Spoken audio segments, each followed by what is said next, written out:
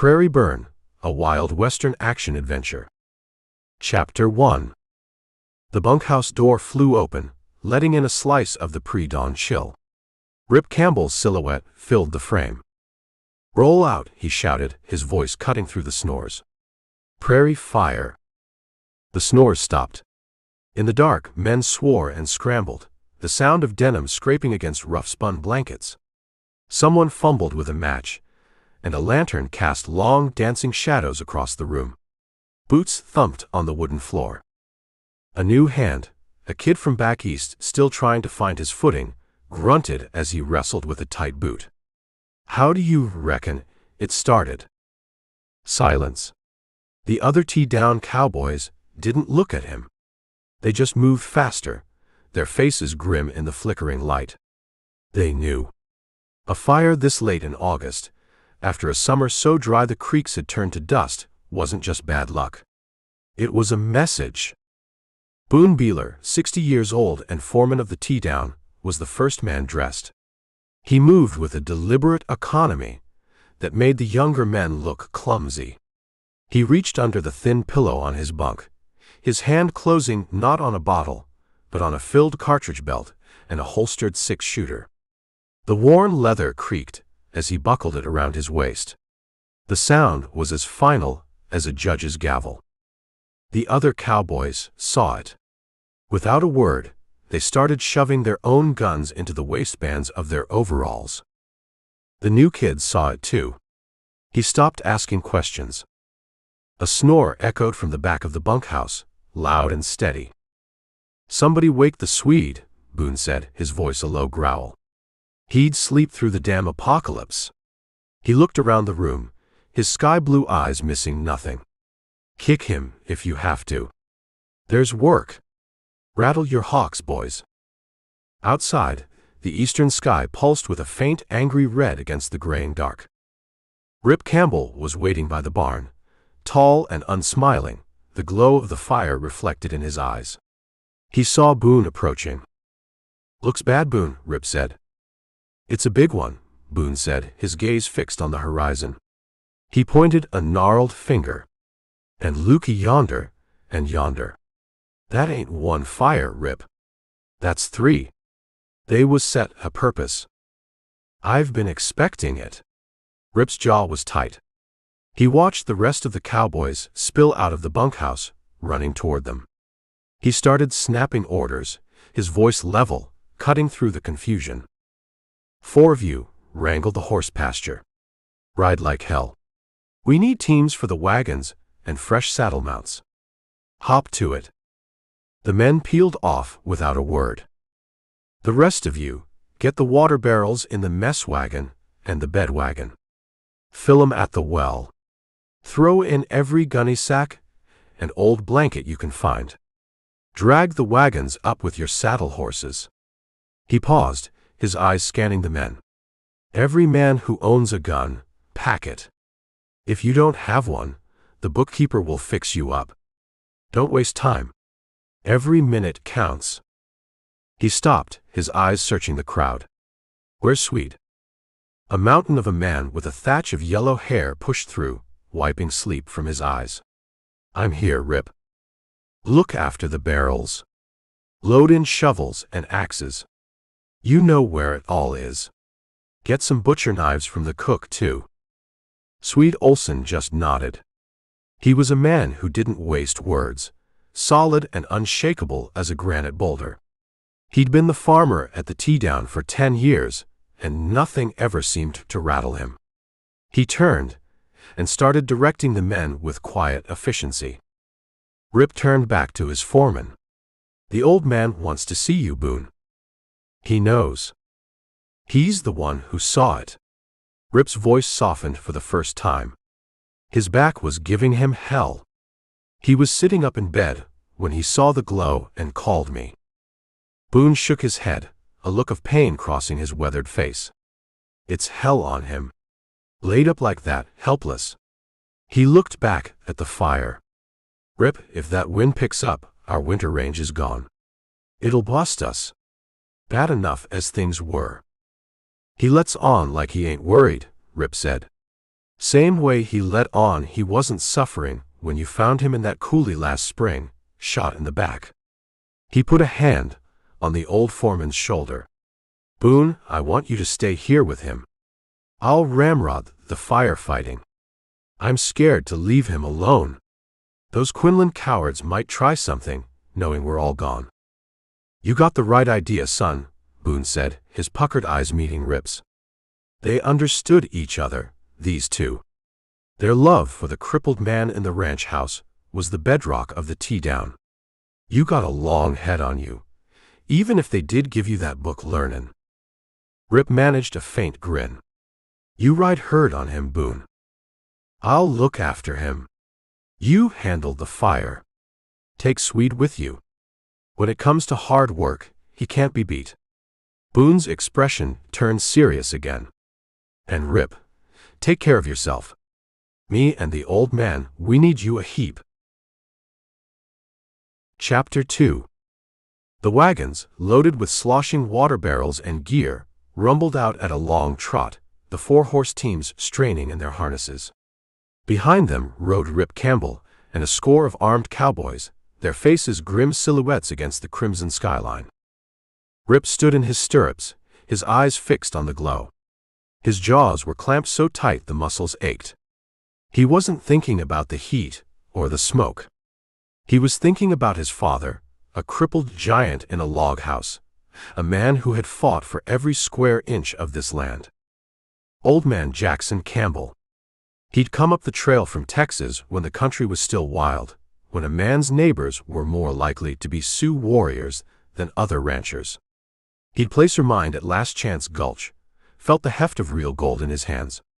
He'd picked this valley, built a life from nothing. From that first small cabin grew the Teaown, one of the biggest spreads in Montana. And he'd done it all the hard way.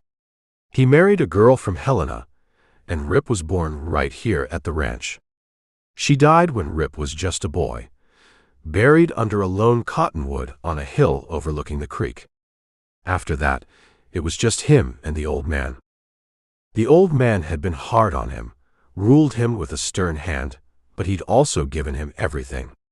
Sent him to Stanford, wanted him to have the advantages he never did. Rip had needed the firm hand. He had his father's fire in his veins. But there were other times, quiet evenings by the fire, when the old man would soften. He'd tell tales of the old cattle trails, of Indian fights, of his longtime foreman, Boone Beeler.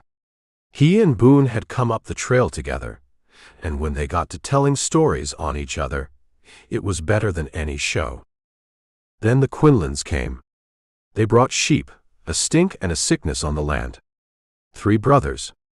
They ran cattle on one end of their range and threw their sheep up against the Teaown boundary on the other. From that day on, it was trouble. Fist fights in town, a few shots exchanged in the heat of the moment. Rip had taken his part in it all during his summer vacations.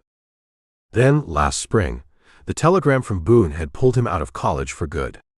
The old man hurt. Shot from ambush. Rip had come back to fight. And now, he was leading the Teaown cowboys into the heart of that fight, a battle against a fire set by cowards. The wind shifted, carrying the heat to them, a physical blow. The horses tossed their heads, their nostrils flaring. The cowboys pulled their hats down low. They were getting closer. The world ahead was a chaos of fleeing animals. Coyotes and jackrabbits scurried through the sagebrush. A gray wolf loped past, its eyes wild, ignoring the riders completely. Cattle and horses drifted before the creeping line of fire, their dark shapes moving through the haze. Smoke thick and acrid stung Rip's eyes. He paired off his men, his voice sharp and clear above the growing roar.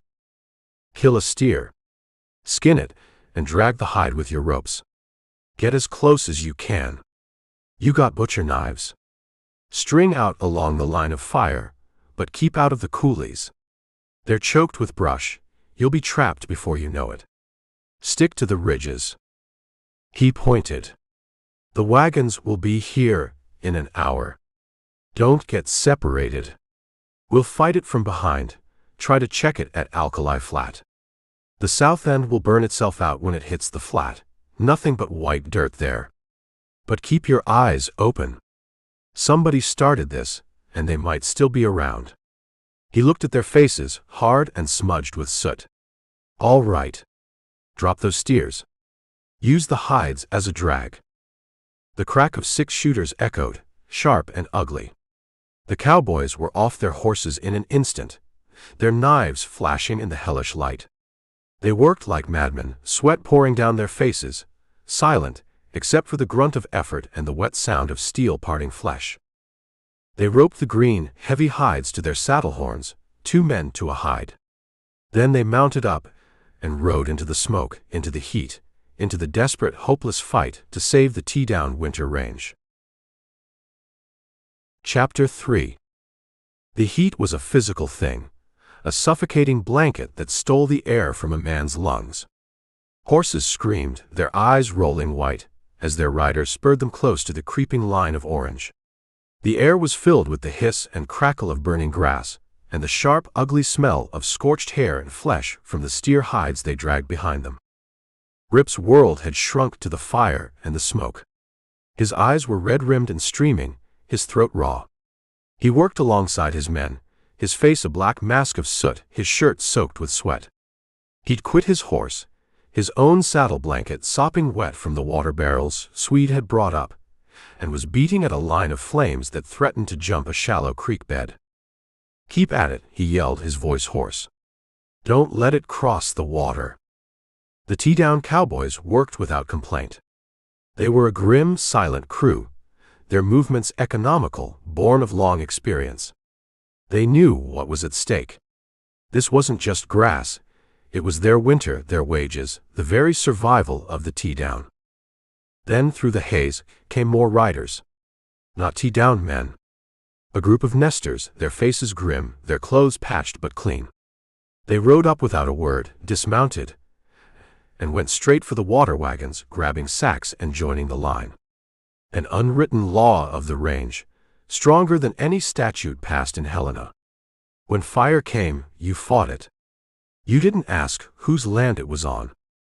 Rip saw one of them, a farmer whose claim bordered the Teaown to the south, stumble and fall to his knees, overcome by the heat and smoke.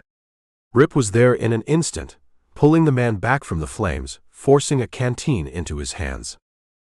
Easy, Rip said. Don't play yourself out. Drink, but not too much. We've got a fire guard burning up ahead. Once we hit that, we've got it licked. The man nodded, his chest heaving. Mighty white of you, Campbell. We heard it was set. It was, Rip said, his eyes scanning the smoke-shrouded horizon. And I won't forget you men coming to help. More help arrived. A band of 30 or 40 Sioux warriors from the reservation, riding up on wiry ponies. They sat their horses, their dark faces impassive, watching the chaos. Some of the newer cowboys looked nervous, their hands drifting toward their guns. Rip hailed them with a wide grin, the gesture cracking the grime on his face. He called out to them in their own tongue, his Sioux fluent and respectful. He told them where to get wet sacks, where the line was weakest. They listened, then slid from their ponies and joined the fight, their movements efficient, their endurance seemingly endless. Rip knew their wagons would go back loaded with fresh Teaown beef. A fair trade. The sun was a dull red ball behind the pall of smoke. They were winning. The line was holding. The wind had died down with the sunrise, and the backfires were starting to take hold. Another hour, maybe 2, and they would have it beaten. Rip rode from one end of the line to the other, his eyes constantly moving, assessing, directing. He pulled 2 of his own men back from a brush-choked coulee that was about to explode into an inferno. He was everywhere at once, a whirlwind of desperate energy. Then he saw them. A dozen riders, coming from the east, from the direction of the Quinlan range. They weren't riding hard. They were taking their time, letting their horses walk, as if they were coming to watch a Sunday social. Rip's gut tightened. He hung his blackened, dripping gunny sack from his saddle horn, and wiped his gritty hands on his shirt. He pulled his Colt, checked the load, and slid it back into the holster. Then he nudged his horse forward, riding across the blackened, still smoking strip of prairie to meet them. Chapter 4. Red Quinlan rode in the lead, a big raw-boned man who looked like he'd been assembled from spare parts left over from a bar fight. His face was a road map of past brawls, a shapeless ear, a nose that zigged where it should have zagged, and brows scarred from old cuts.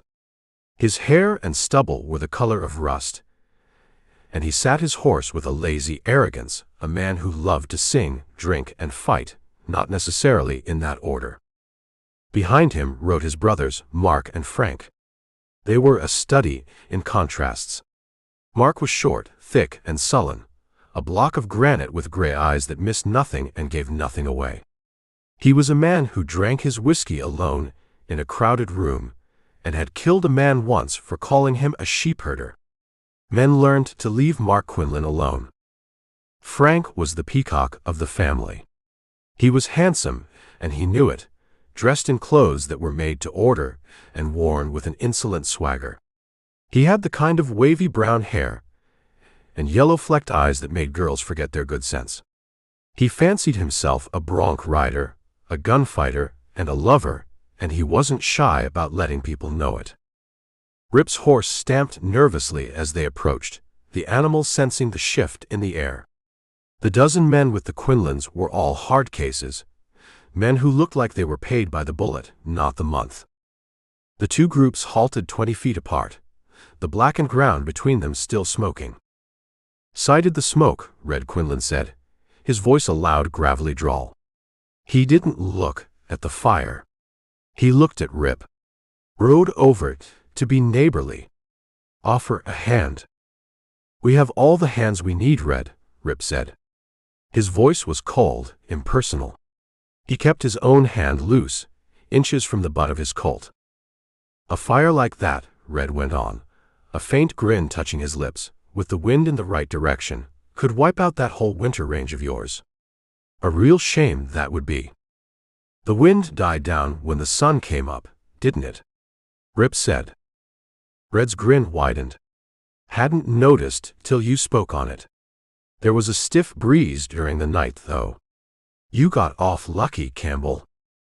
"Mighty lucky," Rip agreed. "Whoever said it should have done it a few hours earlier. Would have had a better chance of it taking hold." "Think it was set?" Frank Quinlan asked, his yellow eyes glinting. He looked tense, his hands tight on his reins. "I don't think," Rip said, his gaze moving from Frank to his brother Mark. "I know. In 3 places. Found the rags they used. Soaked in kerosene." He paused, letting the words hang in the smoky air. "The third man, he was in a hurry. He dropped something." "What was it?" Frank asked, his voice a little too sharp. Rip's eyes settled on Mark Quinlan, who sat his horse silently, his face a sullen mask. "I picked up an empty whiskey bottle," Rip said, his voice even. "A pint. Labeled Colonel's monogram. That's 15-year-old whiskey. Mighty expensive for a common hand to be drinking." Mark Quinlan's eyes narrowed. He didn't move a muscle, but Rip saw the slight tightening of his jaw. It was his brand. Everyone in the county knew it. "Well," Rip said, gathering his reins, "I'm getting back to the fire." He started to turn his horse. "If the Teaown needs any help from the Q outfit, I'll be sure to send a specially engraved invitation. This land you're on now might be burnt, but it's still Teaown range. Yonder side of Second Creek lies your sheep country." "Sounds like fight talk," Mark Quinlan growled, his first words. They were low and dangerous. "Not this morning," Rip said, turning back to face them. "I'm a little outmatched. If I get shot out here, all alone, it'd be murder. And my men have field glasses. They're watching us right now." Red Quinlan let out a big, booming laugh. "That college sure makes a man smart, don't it, Campbell? Mebbe so too smart." He looked at his men. "Well, boys, we'll be going. Dry as it is, Campbell, I'd say it's going to be a bad year for fires." The 3 Quinlans and their men turned and rode away, back across the burned strip of prairie. Rip sat his horse, watching them go, his hand still resting near his gun. He waited until they were just dark specks in the distance. Then from his shirt pocket, he took a small, red leather tally book. Its cover was partly burned, the leaves scorched around the edges. He opened it. The pages were filled not with cattle brands or calf tallies, but with the names of women. Dozens of them. And on the front, in gilt letters, was the name Frank Quinlan. Rip grinned, a grim, humorless expression that didn't reach his eyes. He pocketed the little book he had picked up at one of the spots where the prairie fire had been started. It wasn't a whiskey bottle. It was something better. Chapter 5. Back at the Teaown ranch, the world was quiet. Old man Jackson Campbell sat in his wheelchair on the long veranda of the log house, a checkerboard balanced on a small table in front of him. Across from him, Boone Beeler stared at the board, a thoughtful scowl on his weathered face. A bottle of rye and 2 glasses stood between them, sentinels against the worry that hung in the air. The old man was a ruin of a giant, all long bones and gnarled knuckles, with a shock of white hair and a drooping mustache that framed a mouth set in a permanent line of stubbornness. His deep-set gray eyes, shadowed by heavy brows, were fixed on the board. "That's twice now you've let me jump your king," the old man growled, his voice a low rumble. "Is that liquor going to that bonehead of yours, or are you just naturally dumb?" Boone Beeler didn't look up. He filled the 2 small glasses with whiskey. "Bet 2 bits I take you to a cleanin' next game." "Call that bet," the old man said. "You couldn't clean nothin' but a plate full of grub." He gestured with his chin toward the pair of field glasses on the table. "Take a look out there, Boone. See if that smoke has died down any." Boone sighed, got up, and walked to the porch railing. He raised the glasses to his eyes. He and the old man had been at this all morning, a slow, tortuous dance of checkers and whiskey and feigned nonchalance. They were 2 old warriors, grounded from the battle, and it was eating them alive. Boone had been more than a foreman for 40 years. He was the other half of the old man's story. They'd gone through hell and high water together, and while Jackson Campbell had chosen to put down roots, Boone had drifted, always returning to the Teaown as if pulled by an invisible rope. It was the only home he'd ever known. Even now, the old man knew the signs when the wandering itch got into Boone. The foreman would get quiet, start complaining about his teeth or a phantom ache in his back. The old man would let it go on for a week, then hand him a checkbook. "Saddle up, you bow-legged little warthog, and get out of my sight. Don't come back till you're over that bellyache." Boone always came back, usually broke, sometimes wearing a checkered suit and patent leather shoes he'd been talked into by some slick salesman in Great Falls, a fact the old man never let him forget. Boone lowered the glasses. He kept his back to the old man for a moment, composing his face. "Looks to me like they've about got her out," he said, his voice carefully neutral. He walked back to the table. "It's shady out here now. Better than being cooped up inside." The old man didn't reply. He took the glasses from Boone and raised them himself, his big hands surprisingly steady. He watched the distant pillar of smoke for a long time. "They got it hog-tied, looks like," he said finally, lowering the glasses. "I hope Rip didn't get into it with them Quinlans. They're bad medicine, all 3 of them. That youngest one, Frank, he's the most dangerous. He wants to be bad, and a man who wants to be bad doesn't need much prodding." "I wish you could recollect just how you come to get shot," Boone said, the worry he'd been holding back finally surfacing. "And how you got that knot on your head that dented your skull. You wasn't shot off your horse. The coulee where I found you wasn't where it happened." You'd been packed there and dumped for dead. The old man stared out at the hazy horizon. I can't remember anything, Boone. Just saddling up, white man, right after breakfast. Next thing I know, I'm in a hospital bed, and they tell me 10 days have passed. He rubbed his temple. But there's something like a shadow across my brain. If I could just wipe that away, I could see it. He looked at Boone, his eyes clouded. There's only one thing that keeps hanging in there, a branding fire. Does that make any sense to you?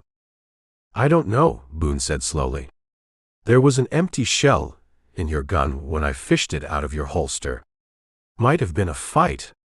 They could have put your gun back when they dumped you. He leaned forward. Let me tell Rip about this. All of it. The boys got a right to know. No, the old man said, his voice firm. Rip has enough on his plate, without picking up a grudge, that'll lead to a killing. Let a ride for now. Rip's a hot-headed young un. He might make a wrong play. He ain't a young un anymore, Jackson, Boone argued. He's changed this last year. He's quit his wild ways. He's all man. If he wasn't, I wouldn't have let him go off there this morning without me. We'll go into it later, the old man said, his tone ending the conversation. Let's get on with this checker game. 2 bits this time. They played on, the click of the checkers a small, sharp sound in the vast silence of the ranch. They were still there late that afternoon, arguing over a jumped king when Rip and his men rode in. Chapter 6. The days that followed the fire were quiet in a way that felt loud. The silence was heavy, filled with the things no one was saying. The Teaown range was now patrolled by armed cowboys drawing fighting wages, men who rode with their rifles out of their scabbards and a hard look in their eyes. Their orders were simple: bring in any man caught with a match. Rip lived in the saddle, riding from before daylight until long after dark. Sometimes he didn't come back to the ranch at all, sleeping on the ground with his saddle for a pillow, the smell of burnt grass a constant companion. A grimness had settled on him, carving new lines around his mouth. He didn't talk much. There was nothing to say. He felt sick when he looked at the cattle. They were gaunt, their flanks hollow, their ribs showing like washboards. They moved in long, slow strings from the parched hills down to the reservoirs, which were now just muddy, half-full wallows. The dust they raised could be seen for miles, a constant, hazy reminder of the drought that was choking the life out of the land. A crew of men did nothing all day but pull thirst-crazed steers out of the bog, the poor dumb animals too weak to save themselves. There was no joking among the men anymore, no hoorahing around the chuck wagon. There was just the hard, silent work of keeping a dying ranch on its feet. Rip knew that unless he could get some tallow on these steers, it wouldn't pay to even gather and ship them. Meanwhile, the expenses were piling up. Wages had to be paid. Grub had to be bought. The hay crews he'd contracted before the drought still had to be paid off. And in 2 weeks, the fall roundup was supposed to start. It was a joke.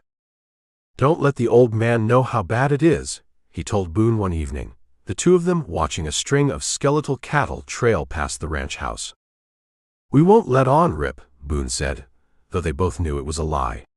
The old man wasn't blind. Crippled or not, Jackson Campbell could read the signs better than anyone. He saw the worry in their faces, heard the silence where laughter used to be. He just sat in his wheelchair on the veranda, playing checkers and arguing about the weather, whittling a piece of wood to a fine point, his eyes looking out over the country that was burning up under a merciless sun. The days were a special kind of torture for Rip. He felt as gaunt and starved as his cattle, the weight of it all pressing down on him until he could barely breathe. One morning, he made a decision. He stood in front of the small mirror in the bunkhouse and looked at his reflection. He saw a stranger with sunken eyes and a face that was all sharp angles. He took out his razor and scraped away a week's worth of beard. He put on a clean shirt, his good town denims. Boone was by the corral, watching him, a questioning look in his puckered blue eyes.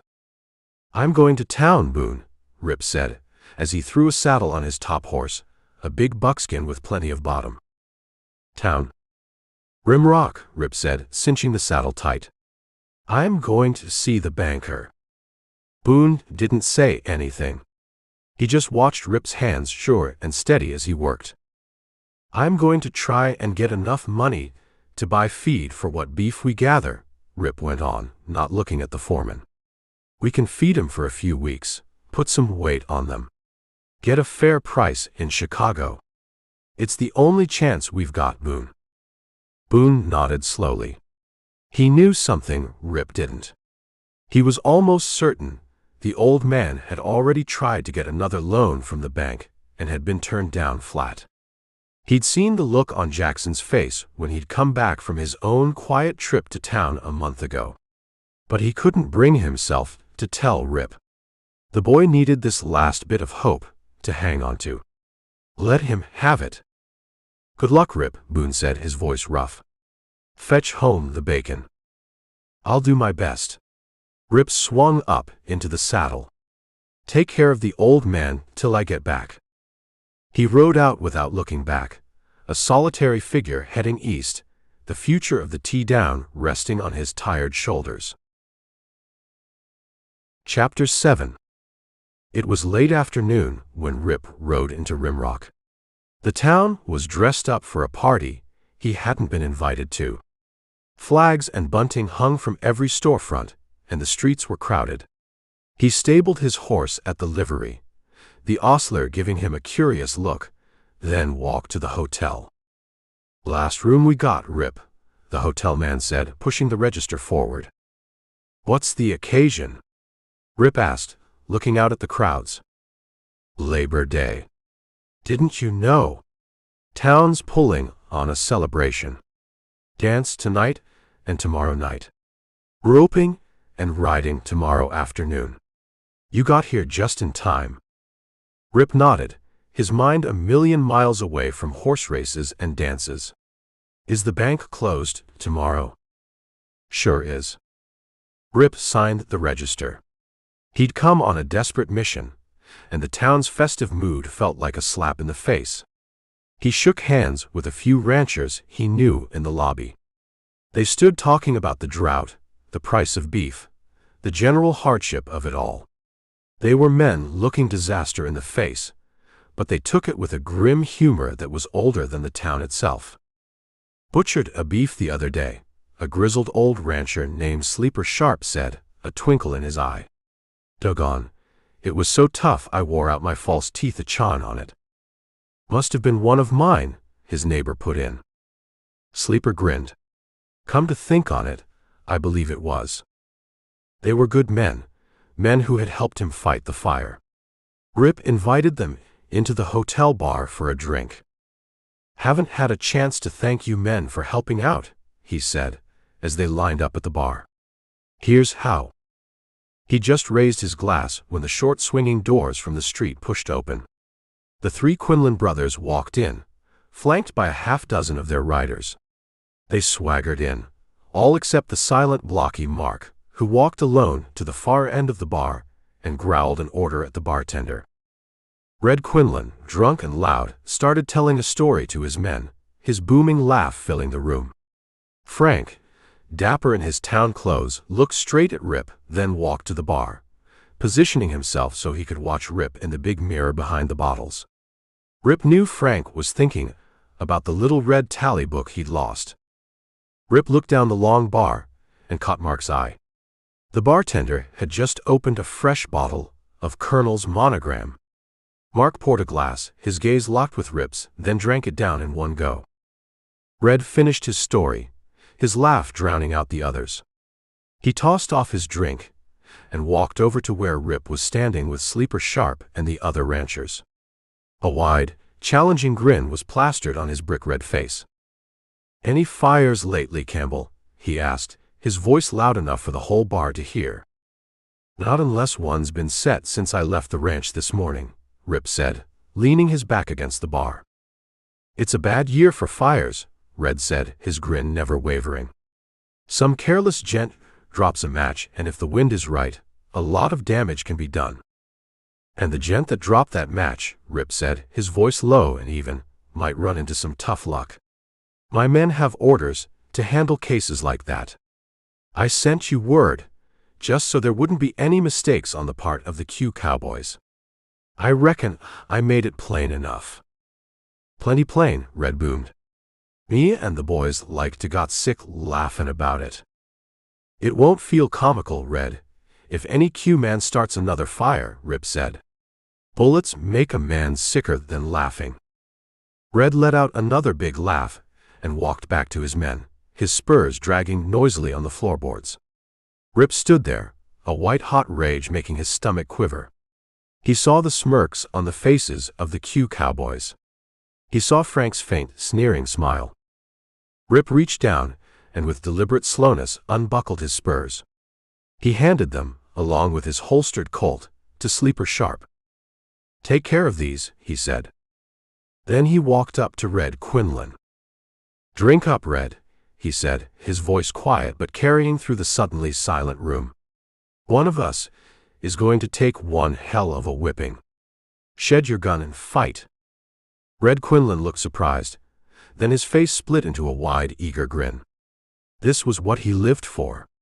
He was a raw-boned giant, 6'4" in his socks, with 40 pounds on Rip and arms like a gorilla. He handed his own gun belt to one of his men, poured another drink, and gulped it down.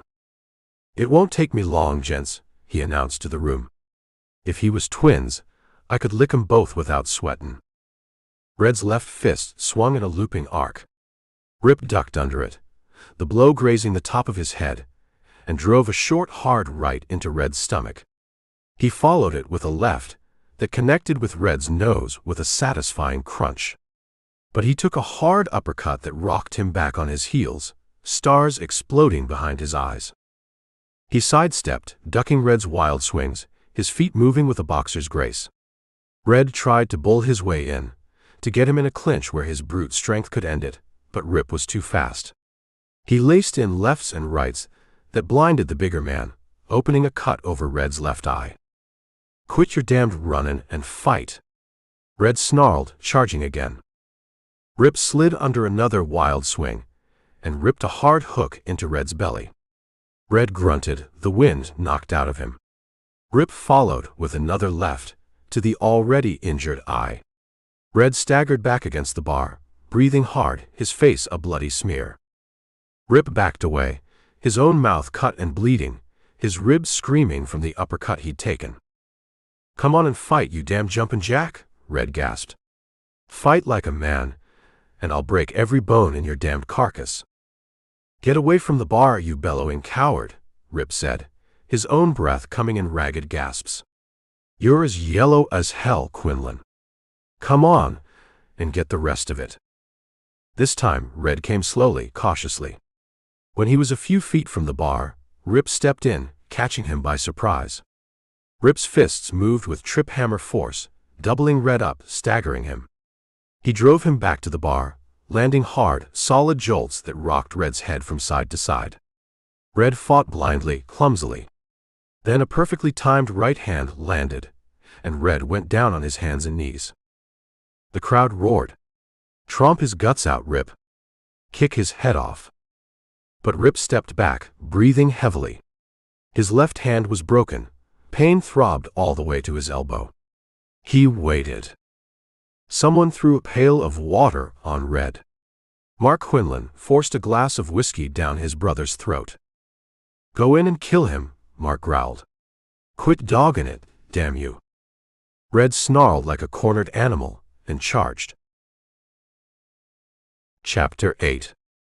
Red Quinlan, snarling like a cornered animal, charged. But Rip was on the defensive now, his broken hand a blaze of pure agony. He avoided the clumsy rush, landed a quick left to Red's good eye, then danced back out of range of the flailing, gorilla-like arms. Despite his size, Red was losing. It was the first time anyone in Rimrock had seen the big man take a beating, and the crowd, smelling blood, was roaring its approval for Rip. The noise seemed to madden Red further. Cursing, slobbering, he rushed again and again, only to be stopped by punishing rights and lefts from a man who knew how to fight, not just brawl. The news of the fight had spread through town like the prairie fire itself. The saloon was packed wall to wall, men standing on chairs and tables, craning their necks to see. Outside, more men fought to get in. Except for the Q outfit, every man was cheering for Rip Campbell. Red, his breath coming in heaving gasps, staggered back against the bar one last time. Mark handed him another glass of whiskey. Frank threw a bucket of ice water in his battered face. Rip waited, bloody and battered himself, but still on his feet. Someone offered him whiskey, but he shook his head, taking a mouthful of water instead, swishing it around and spitting it out onto the floor. "Come on, Quinlan," he said, his voice tight. "Let's get it over with." Frank Quinlan leaned in and whispered something in his brother's ear. Red nodded, a strange, cunning look in his one good eye. The fight was on again. Red's legs were weak, his rushes lacking their earlier force, but he was maneuvering with a desperate cunning now, trying to corner Rip. Rip danced backward, creating space. Then it happened. It was so fast, so slick, that few men even saw it. As Rip backpedaled, a rope snaked out from the crowd of Q cowboys near the door. It caught his ankle, pulling his feet out from under him. He went down hard, the back of his head cracking against the floorboards. The rope disappeared back into the crowd, as Red Quinland, with a triumphant bellow, was on top of him, gouging and pounding with his terrible, hairy fists. Rip tried to wriggle free, to shield his face, but the big man's weight was crushing. Pain, red and blinding, stabbed at his eyes. The world started to go black. Frank and Mark Quinlan held the crowd back, their guns drawn. "Let him fight," Mark growled, his voice a low rumble of satisfaction. "Campbell asked for what he's gettin'." "Anybody that tries to pull Red off gets hurt," Frank added, gesturing with his pearl-handled .45. "Stand back." Then a new voice cut through the chaos, calm and full of cold authority. "That'll be about all of that, Red." A tall, broad-shouldered man with iron-gray hair was pushing through the crowd. A sheriff's badge was pinned to his vest. His eyes blazed with anger. Ignoring the guns of the Quinlan brothers, he strode across the open space and with one powerful hand, jerked Red Quinlan backward off of Rip. "Get on your legs and get out of here," the sheriff said, his voice dangerously quiet. "Or I'll throw you in the can." Rip got unsteadily to his feet, the room swimming around him. His eyes burned like hot coals. "Let us finish it, Sheriff," he said, wiping blood from his mouth. "Let me take him on again." "You had him licked half a dozen times, Rip," the sheriff said, his eyes on Red. "It took all three of them to put you on your back. I saw the whole thing. He's licked." He turned his hard gaze on the Quinlans. "He and his brothers and his cowboys are saddling up and going back to the Q ranch. Now, Red, clear out. Take your gang with you. Rimrock is too small to hold you and me both. Get." "We'll pull out," Red said, his one good eye glinting with an ugly light. He was still gasping for breath. "But listen here, we got our rights as citizens. We're coming back, and you haven't the right to stop us." He buckled on his gun. "We rode to Rimrock to celebrate Labor Day. We aimed to have our fun. Don't come back unless you're hunting trouble," the sheriff said grimly. Red shouldered his way through the crowd, followed by his brothers and their men. Rip retrieved his gun and spurs from Sleeper Sharp and made his way upstairs.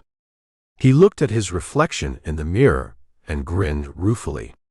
One eye was already swelling shut, his mouth was cut, and his face was a swollen, bruised mess. He was undressing when Sleeper came in with a huge, raw beefsteak. "For that eye of yourn, Rip," the old rancher said.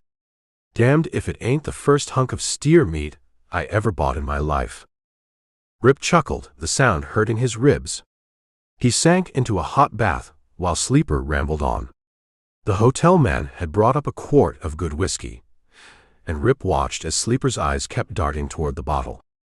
"Got a corkscrew, Sleeper?" Rip asked. Sleeper produced one faster than any gunman could draw a Colt. They had a drink together, then another. Sleeper corked the bottle reluctantly and started munching on some peppermints to kill the smell on his breath. "How you fixed for hay at the Teaown, Rip?" he asked, his tone turning serious. "We're way short, Sleeper. It's going to be a tough winter." "Hard lines," Sleeper said. "Me, I got 10 times more'n I can use. My alfalfa crop was a dinger. Tell your daddy he's plumb welcome to it. He can send a man over to help me feed what cattle you send. Me and Ma was talking about it. It's a chance to pay you back for all you done for us." Rip sat up in the tub, the pain forgotten for a moment. "Sleeper, hay's going to be worth a fortune in a few months." "It ain't worth half the price of a man's friendship, is it?" Sleeper said. "Red Quinlan already tried to dicker with me. I told him I'd done sold it to your daddy. Don't you go making a liar out of me, young feller." There was a tight lump in Rip's throat. Little old Sleeper Sharp, a man who had to steal his neighbor's beef to get by, was offering him a lifeline. Enough hay to save the Teaown. "I'll talk it over with you tomorrow, Sleeper," Rip said, his voice rough. "And thank you." "Mind if I take one more little nip, Rip?" "Have at it." Sleeper poured a generous drink. "Dang, Rip, that was a scrap. Never see the like. Wait till I tell Ma. She hates them Quinlans like poison." He downed the whiskey. "Say, did you hear? Red was down at the hotel bar after the fight, shooting his mouth off. Said he just had a talk with Luther Freeman. Said the Q outfit and the bank are all the same one now. Said Freeman is backing them to the limit." Rip went still. The water in the tub suddenly felt cold. Luther Freeman. The banker he'd come to see. The man who held the mortgages on half the county. In league with the Quinlans. It wasn't just a range war anymore. It was something bigger, something colder and more dangerous. He'd won the fight, but he was losing the war. He just hadn't known it until now. Chapter 9. Still wearing the marks of his fight, Rip went to the dance. He didn't want to. The thought of fiddle music and laughter felt like a mockery. But he had to see the banker, Luther Freeman. It was his last, desperate play. The schoolhouse was packed, hot and loud. The air was a thick mix of sweat, cheap perfume, and dust kicked up by dancing boots. Ranchers and their families, cowboys looking for a good time, and the townspeople of Rimrock were all crammed inside, making a break in the dull routine of a hard life. A local doctor had taped up Rip's broken hand, but it throbbed with a steady, insistent pain. He carried it in a sling, made from a black silk neckerchief. He felt a dozen pairs of eyes on him as he walked in, saw the whispers and the pointed fingers. The story of his fight with Red Quinland had already become local legend. He saw Sleeper Sharp and his family sitting on a bench along the wall. Sleeper looked subdued, sitting meekly beside his large, full-breasted wife, Ma Sharp. She was a woman who looked like she could handle a team of mules or a crying baby with equal no-nonsense competence. And beside them sat their oldest daughter, Helen. She was 18, with thick curly brown hair and soft brown eyes that seemed to be searching the crowd for someone. She was a pretty girl, with the kind of natural, healthy color in her cheeks that didn't come from a powder box. She kept looking toward the door, a nervous, hopeful expression on her face. Rip frowned. He'd heard the talk. He'd seen her name in Frank Quinlan's little red book. A girl like Helen didn't stand a chance against a snake like Frank. Then Rip spotted his target. Mayor Luther Freeman, the banker, stood with a group of his friends near the punch bowl. Freeman was tall and dignified, with silvery hair and a closely clipped mustache. He wore a white suit that looked like it had never seen a speck of dust. His smile was practiced, his handshake clammy. He had the cold, appraising eyes of a man who could look at a rancher's life savings and see only a column of numbers. He lived with his snobbish wife in the only two-story brick house in town, a place with a manicured lawn and flower beds that looked alien in the dry, dusty landscape. They were always entertaining guests from Helena or Butte, people who looked down their noses at the Cowtown locals. He had a crowd with him now, young men in city clothes and women in fancy dresses, all of them looking around the crowded schoolhouse with an air of amused condescension like they were visiting a zoo. Rip watched them. Nearly every rancher in that room was in debt to Freeman's bank. He held their mortgages, their futures, in his well-kept hands. And with a drought choking the life out of the country, everyone knew the foreclosures were coming. Freeman was a vulture, circling, waiting for the herd to weaken. He hadn't come to this small cow town to build a community.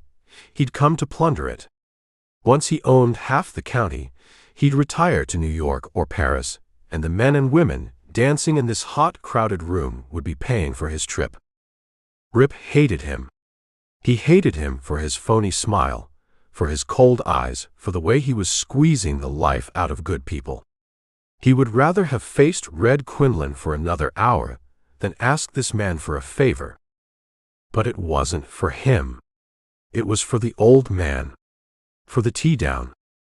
He saw Freeman say something to his wife, then break away from his group and start for the door, probably for a breath of fresh air. This was his chance.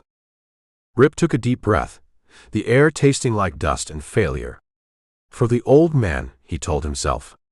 He pushed through the crowd and stepped outside. Chapter 10. The night air was cool on Rip's bruised face. A few men were standing around outside the schoolhouse, smoking cigarettes and talking in low voices. They quieted down when they saw him, their eyes lingering on his swollen eye and the sling holding his arm.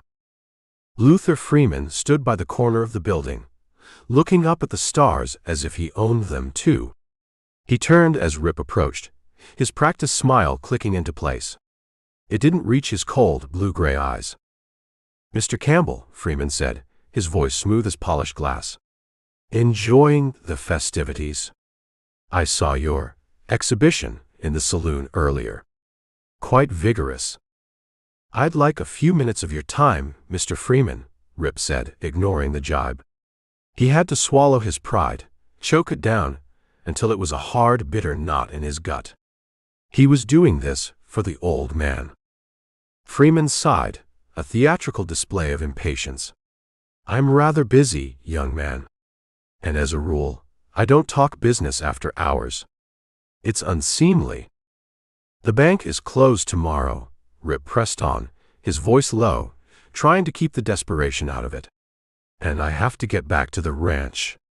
Mr. Freeman, if we can't raise the money to buy feed for the cattle we plan to ship, we'll lose everything.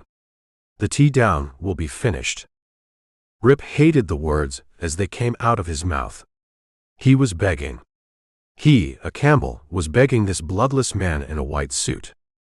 "But I have a chance," he continued, forcing himself to meet the banker's dismissive gaze. "Sleeper Sharp has hay. Enough to put some weight on the steers. A few weeks of feeding, and they'll bring a top price in Chicago. It's our one chance to get ahead of this. We'll be able to pay you every dollar we owe, with interest." Freeman listened, his head tilted slightly, an expression of mild amusement on his face. He looked Rip up and down, taking in the bruised face, the sling, the worn denim. "I can't see your proposition, young man," he said finally, his voice dripping with condescension. "It's a bad risk. Frankly, you're a bad risk." He took a step closer, his voice dropping. "You come to Rimrock, hoping for a loan. Instead, you get into a common saloon brawl. And now, with the smell of whiskey on your breath, and your face looking like a side of raw meat, You have the presumption to ask me to throw good money after bad." He smiled, his clammy smile. "I think not. Good evening." He started to turn away. Something inside Rip snapped. The pride he'd been choking down came roaring back up, hot as bile. The carefully constructed wall of calm he'd tried to maintain crumbled into dust. "Freeman," he said, his voice a low growl. The banker stopped, turning back with a look of annoyance. "Get away from me," Rip said, his fists clenching at his sides, his good hand and his broken one both aching to be buried in that smug, smiling face. "Get away from me before I smash that slimy smile off your face. To hell with you and your money. Get away from me, damn you." His voice had risen, sharp and raw with fury. The men standing nearby stopped their quiet conversations. They'd heard every word. Among them was Sleeper Sharp, who had managed to slip outside for a nip from his private bottle. He looked from Rip to the banker, his eyes wide. Another man had overheard, too. The sheriff. He stepped out of the shadows and laid a heavy hand on Rip's shoulder. "Take it easy, Rip," the sheriff said, his voice calm but firm. "You've had enough fighting for one day. That's no way to talk to our honorable mayor." He gave Rip's shoulder a slight warning squeeze and winked, a gesture so small only Rip could see it. But Freeman had seen his opportunity.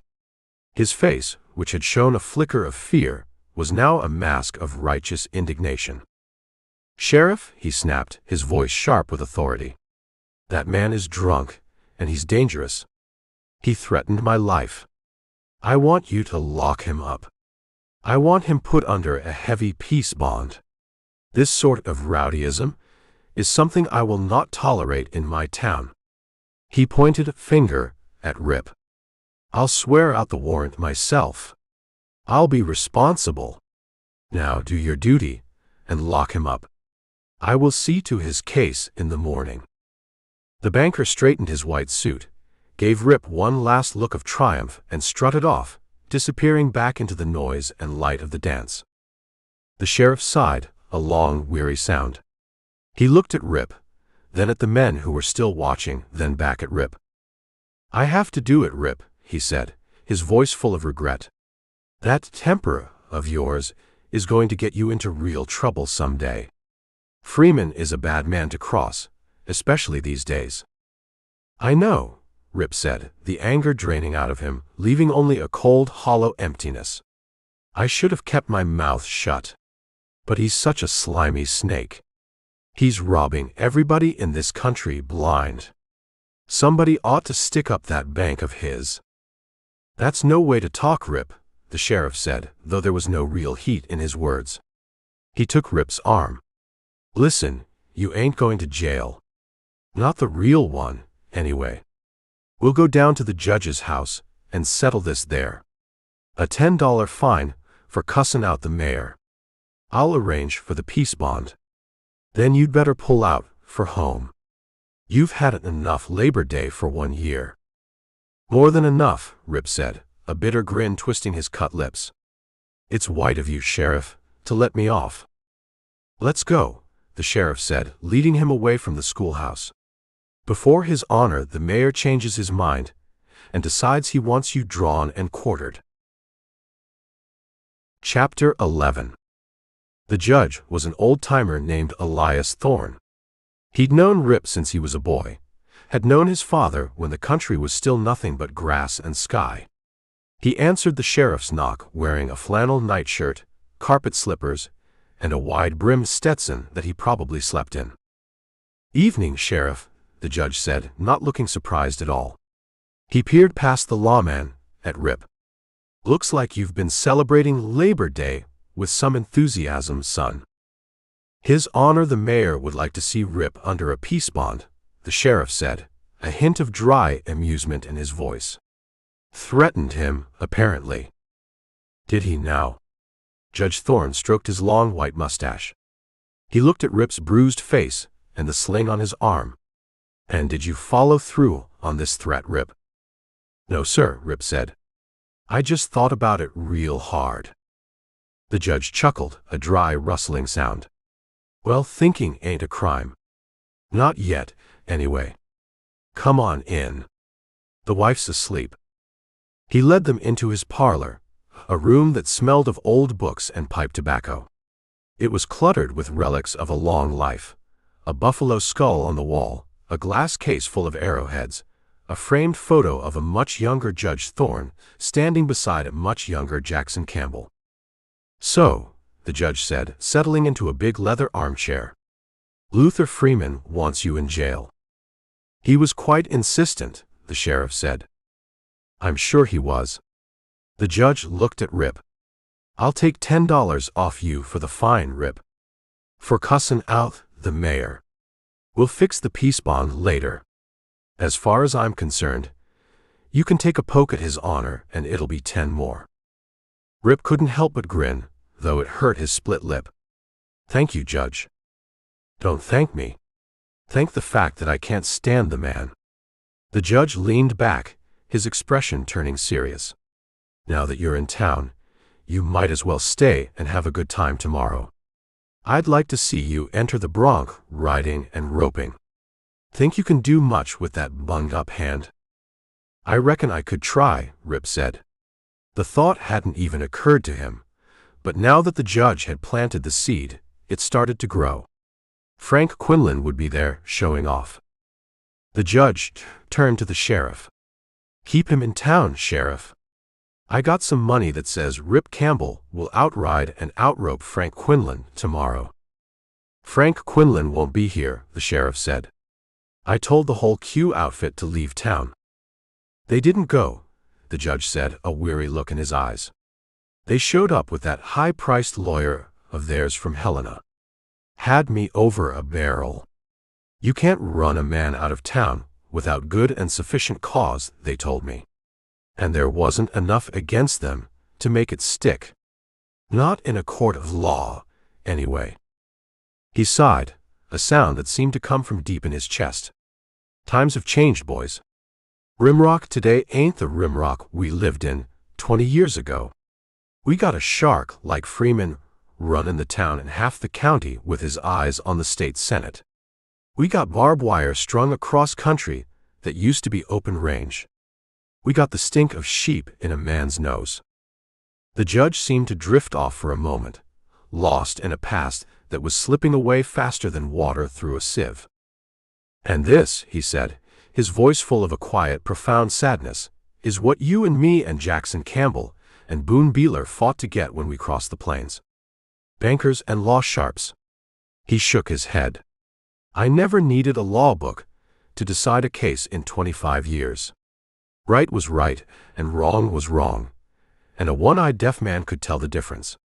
But now these shysters come into my court with their fancy books and point out what a justice of the peace can and cannot do." He spat into a nearby cuspidor. Hell of a note. He reached into a desk drawer and pulled out a piece of paper and a pen. He scribbled something on it, signed it with a flourish, and handed it to Rip. "Here's a legal paper, son, giving you the right to enjoy yourself tomorrow. If you don't beat Frank Quinlan's rope in time, I'll fine you whatever I lose on the bet." He looked at Rip's face again. "Speaking of fines, I'm remitting this $10 one. I had a ringside seat for your fight with Red. It was worth 10 of any man's money." He stood up and went to a cabinet, pulling out a bottle of whiskey and 3 glasses.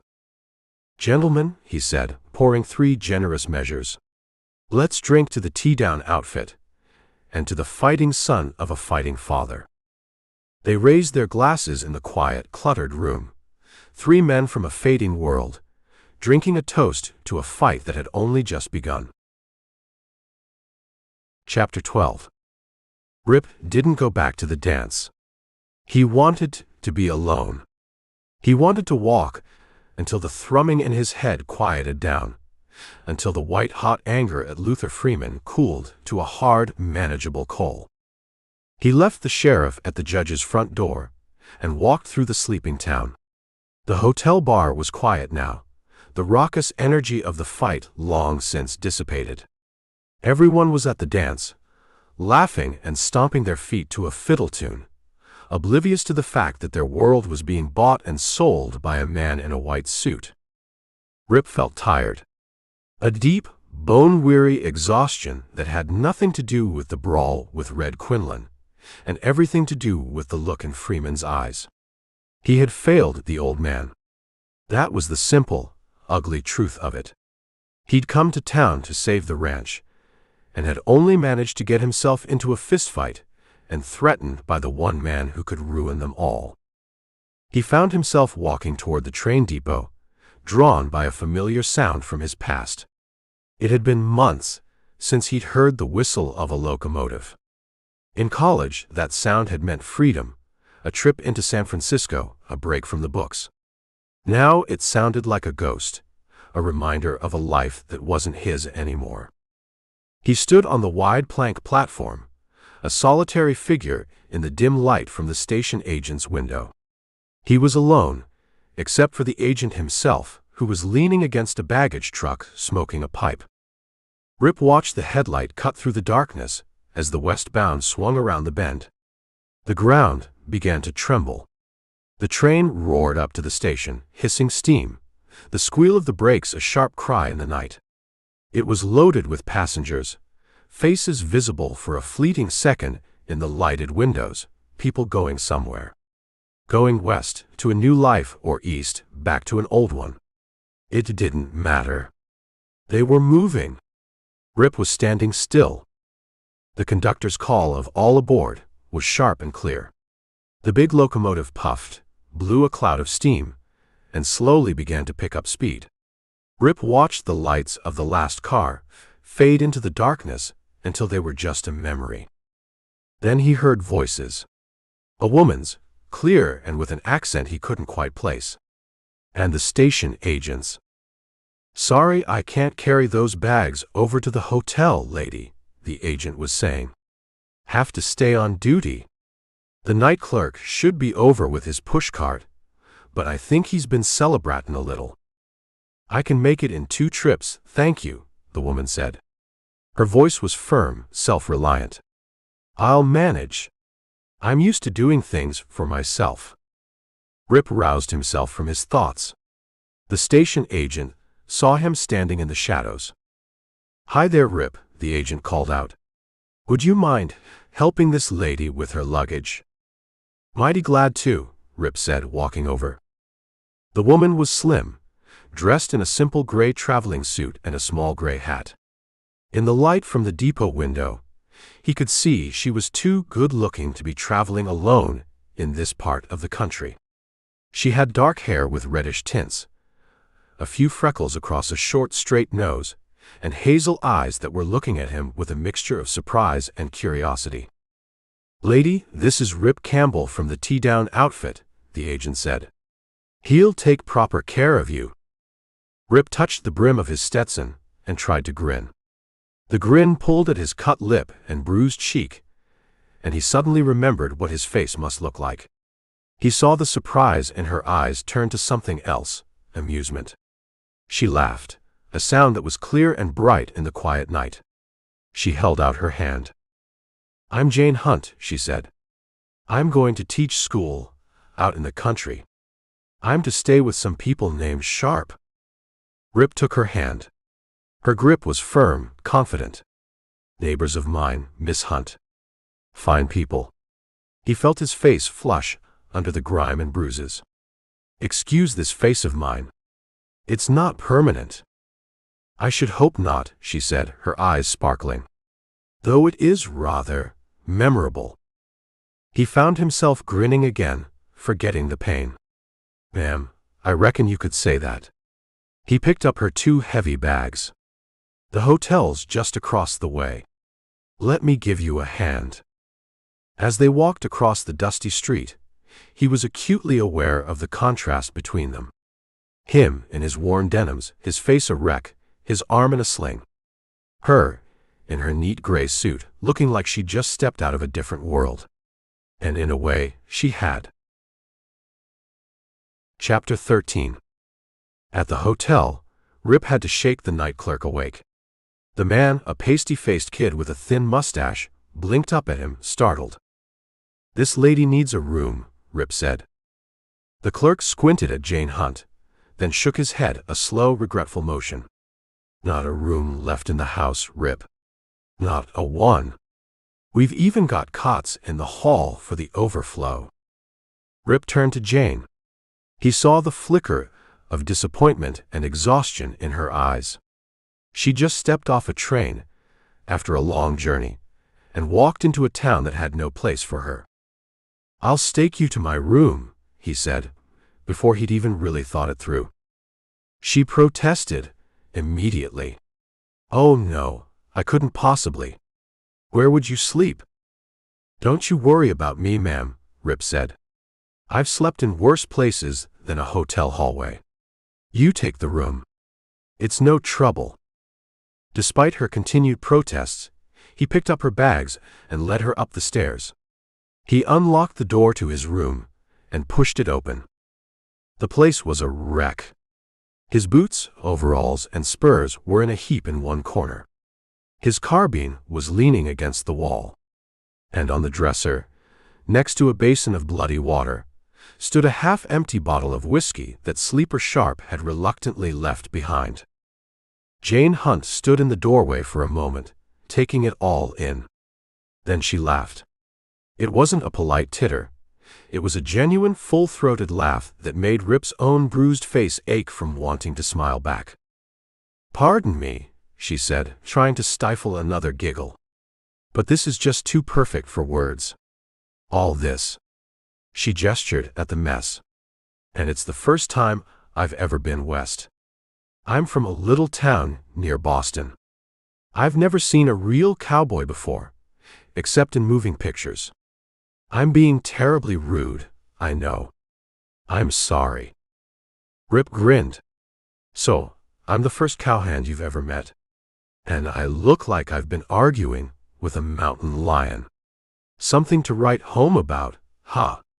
He started gathering up his blood-spattered clothes.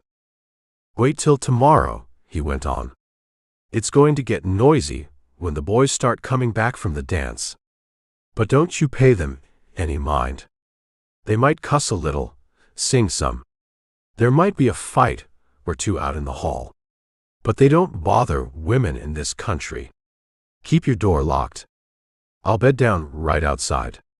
If you get scared, just rap on the door." "Don't," she said, her tone suddenly serious. "I'm not helpless. I feel bad enough as it is, taking your room. I'll clean this up." She looked at him, her hazel eyes direct. "Just because I'm a tenderfoot is no sign I can't do things. Leave your things in here. In the morning, after I'm dressed, the room is yours again." She held out her hand. "Thank you, Mr. Campbell." "Rip," he said, taking her hand. "Just Rip." He rustled up a cot and some blankets from the clerk and went to sleep in the hall outside her door.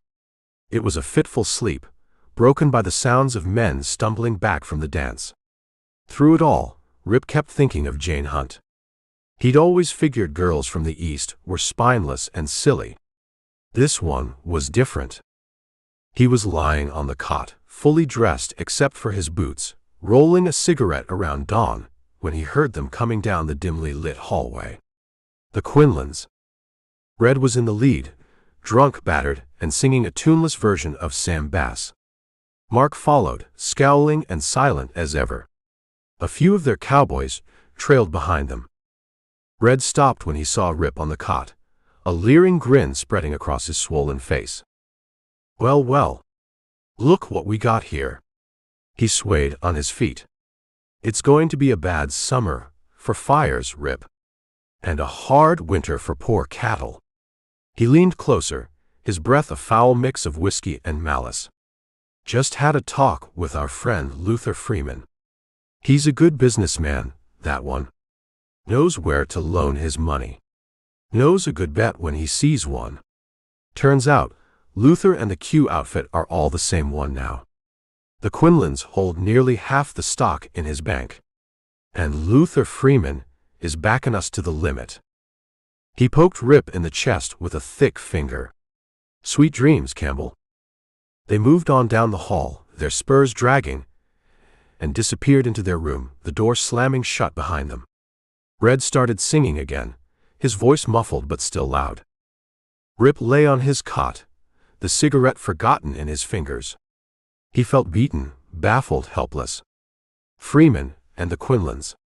It was worse than he could have imagined. He lay on one elbow, smoking, trying to think, when he heard more footsteps groping their way down the hall. It was Sleeper Sharp, and he was blind drunk. He stumbled along, lighting matches to read the numbers on the doors. He stopped by Rip's cot, his face twitching in the flickering light. "God. That you, Rip?" Sleeper's voice shook. "Been huntin' you." "What's wrong, Sleeper?" "It's Helen, Rip," he whispered, his voice breaking. "She ain't showed up. She left the dance about midnight with Frank Quinlan, her ma says. Just disappeared." Rip sat up, his own troubles forgotten. "Flop down here, Sleeper. I'll fetch her back. You get some rest." I'm sick," Sleeper mumbled, collapsing onto the cot. "Sleep it off, old-timer," Rip said, buckling on his gun belt and pulling on his hat. "I'll locate Helen." Down in the deserted hotel lobby, Rip pulled the little red tally book from his pocket. Frank Quinlan's Book of Conquests. He scanned the scorched pages, his finger tracing the names of girls and places. Then he stopped. He put the little book back in his pocket and walked out into the first gray light of dawn. Chapter 14. The first light of dawn was a pale gray smear in the east as Rip led his horse from the livery. The town of Rimrock was quiet, sleeping off its celebration, littered with the sad debris of a good time. A broken bottle glinted in the street. A forgotten lady's fan lay in the dust. Rip swung into the saddle, his movements stiff and sore. Every muscle ached from his fight with Red, and the throbbing in his broken hand was a steady, insistent drumbeat of pain. But he ignored it. All he could think about was Helen Sharp, her soft brown eyes and the fear he'd heard in her father's drunken, broken voice. He knew where he was going. Frank Quinlan's little red tally book had been more than just a list of conquests. It was a map of the man's appetites. Scrawled next to the names of girls were the names of places, line shacks, abandoned homesteads, secluded spots down by the river. Next to one name, a girl from a neighboring county, Frank had written the Old Breed Ranch. Good for a dance. Rip knew the place. It was a dilapidated ranch downriver, owned by a family of Métis who kept to themselves and weren't particular about the company they kept, as long as that company had money for whiskey.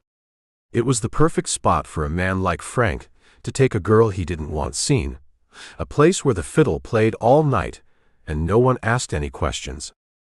He rode out of town, his buckskin moving at a steady trot. He followed the river, the air cool and damp, smelling of wet earth and cottonwoods. The anger that had been a hot, useless thing in his gut was cooling now, hardening into something cold and sharp. He thought of Frank with his fancy clothes and his swagger, his casual cruelty. He thought of the way he'd roped Jane Hunt in front of the crowd, a gesture of ownership, of contempt. And he thought of Helen, an 18-year-old country girl who didn't know the rules of the game Frank was playing. Less than half an hour later, he saw a faint light through the trees. He heard the sound of a fiddle, thin and reedy, sawing away at a dance tune. He heard laughter, too loud, too forced. He dismounted, tying his horse to a tree well back from the ranch house. He pulled his Colt, the feel of the familiar weight in his good hand a small comfort. He moved through the brush, silent as a shadow, his eyes scanning the collection of horses tied to the hitching rack outside the dilapidated house. Frank's fancy pinto was among them. Rip didn't go to the front door. He circled around to the back. The place was a wreck, boards missing from the walls, the yard littered with empty bottles. He peered through a grimy window. The scene inside was what he expected. A dozen couples, a motley mix of cute cowboys and local hard cases, shuffled around the main room, dancing to the tune of a drunken fiddler. The air was thick with smoke and the smell of cheap whiskey. And in a corner, sitting on a bench, was Helen Sharp. She was crying, her shoulders shaking, her face white and scared in the flickering lamplight. Frank Quinlan was sitting next to her, one arm draped casually over the back of the bench. He was smiling, leaning in close, talking to her in a low, persuasive voice. He was enjoying her fear. Rip felt a cold rage settle over him.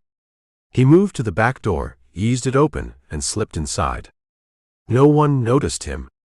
All eyes were on the dancers or their drinks.